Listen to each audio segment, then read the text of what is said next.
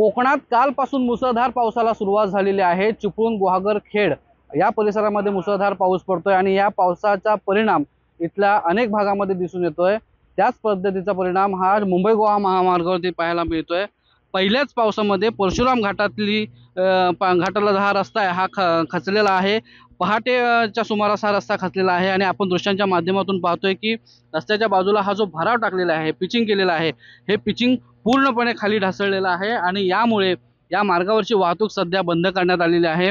मोठ्या प्रमाणामध्ये या ठिकाणी हा धोका निर्माण झालेला आहे आणि कुठल्याही क्षणी हा समोरचा जो भाग आपण दृश्यामध्ये पाहतोय हा कुठल्याही क्षणी कोसळू शकतो अशी परिस्थिती आहे।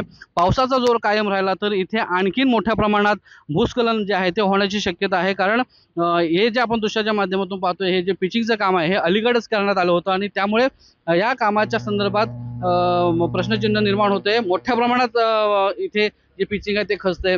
परशुराम घाटाच्या वरच्या साईडला जर बघितलं तर मोठ्या प्रमाणात कटाई झाली होती आणि त्यामुळे वरनं येणारे जे पाणी आहे ते थेट रस्त्यावरती येतंय आणि याच ठिकाणी झिरपतंय। गेल्या वर्षी सुद्धा याच भागामध्ये रस्ता खचण्याचे जे सत्र आहे ते चालू होतं आणि पुन्हा त्याच स्पॉटमध्ये हा रस्ता हा जो पिचिंग आहे भराव आहे हा खचला असल्याचं पाहायला मिळतंय। सध्या तरी प्रशासनाकडून खबरदारी म्हणून इथे प्लास्टिक टाकण्याचा निर्णय घेण्यात आलेला आहे आणि परशुराम घाटातली वाहतूक जी आहे ती एकेरी आता सुरू आहे। मात्र पावसाचा जोर जर वाढला तर परशुराम घाटामध्ये आणखीन धोका निर्माण होण्याची शक्यता आहे। स्वप्नील गाग, एबीपी माझा, चिपळूण, रत्नागिरी। एबीपी माझा, उघडा डोळे बघा नीट।